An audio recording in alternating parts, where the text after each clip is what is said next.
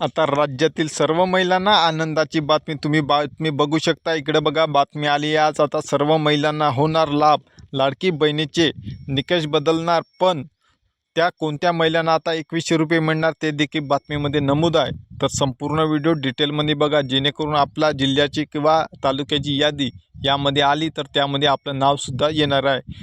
तर यामध्ये राज्यामध्ये भाजप आणि महायुतीच्या अभूतपूर्व विजयामध्ये लाडकी बहीण या योजनेचा महत्त्वाचा वाटा असल्यामुळे महायुतीचे नवे सरकार ही योजना पुढे ढकलूच ठेवणार आहे, पुढे चालू ठेवणार आहे। त्यामुळे त्यातील 1 ते 2 निकष बदलण्याची शक्यता ही वर्तविली जात आहे, कारण नवीन सरकार आहे। त्यामुळे सुद्धा या योजनेमध्ये बदल होण्याची शाश्वती आहे। या योजनेतून दरमहा 2100 रुपये देण्याची ग्वाही महायुतीने प्रत्येक प्रचार दरम्यानमध्ये दिली होती।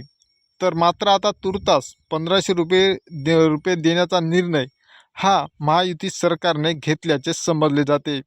शिवाय कुटुंबातील 2च महिलांना या योजनेचा लाभ देण्याचा विचार सुरू आहे।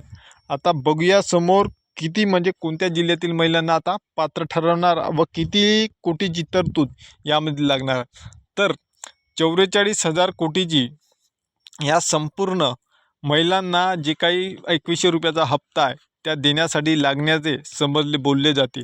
तर आता प्रत्येक महिलांना डिसेंबरच्या हप्त्याची म्हणजे 6व्या हप्त्याची प्रतीक्षा लागली आहे।